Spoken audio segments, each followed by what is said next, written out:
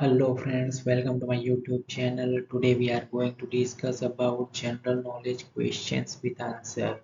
So let's start the video.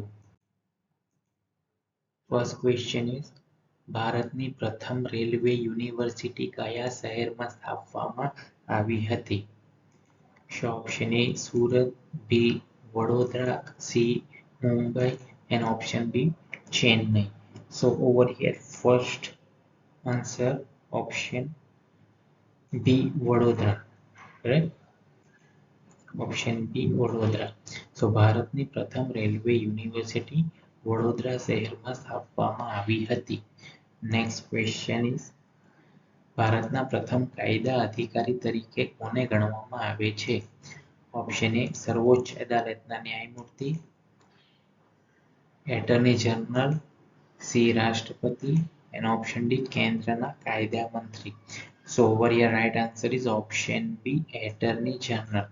ભારતના પ્રથમ કાયદા અધિકારી તરીકે એટર્ની જનરલ ગણવામાં આવે છે. Next question is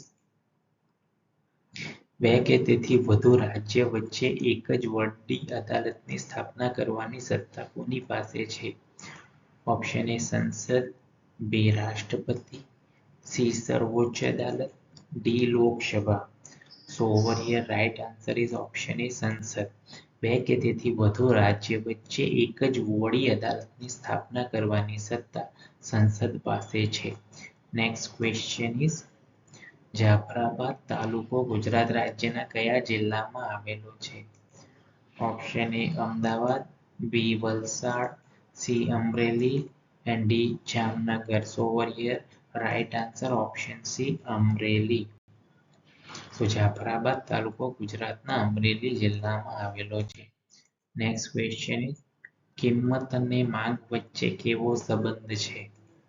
so option એ ઘન, બી વ્યસ્ત, સી સપ્રમાણ and D શૂન્ય. So over here right answer option B વ્યસ્ત. કિંમત અને માંગ વચ્ચે વ્યસ્ત સંબંધ છે.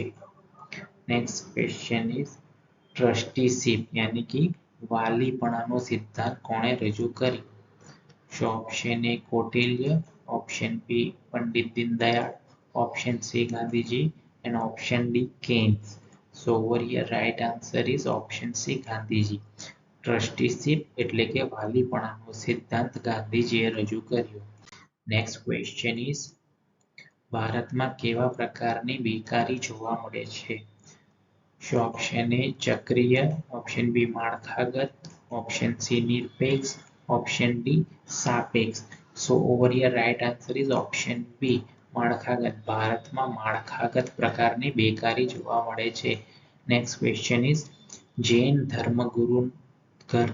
ધર્મગ્રંથનું સાહિત્ય કયા નામે ઓળખાય છે? So option A Tripitaka, B Jataka, C Avesta and D Agam. So over here right answer is option D Agam. Jain ધર્મગ્રંથનું સાહિત્ય આગમ નામે ઓળખાય છે. નેક્સ્ટ ક્વેશ્ચન ઇઝ સંગમ સાહિત્ય મોટાભાગે કઈ ભાષામાં રચાયું હતું? Option A Kannada, B Malayalam, C Tamil and D Telugu. So over here right answer is option C Tamil. Sangam સાહિત્ય મોટાભાગે તમિલ ભાષામાં રચાયું હતું. નેક્સ્ટ ક્વેશ્ચન ઇઝ ભારતીય ક્રાંતિના માતા તરીકે કોણ ઓળખાય છે? Option A Lakshmibai, B Begum Hazrat Mahal, C Durga Bhabhi and D madam Bhikaiji Rustam Khan. So over here right answer is option D madam Bhikaiji Rustam Khan. ભારતીય ક્રાંતિની માતા તરીકે મેડમ ભીખાઈજી રુસ્તમ ખાન ઓળખાય છે. Please like, comment, share and subscribe this channel. Thank you.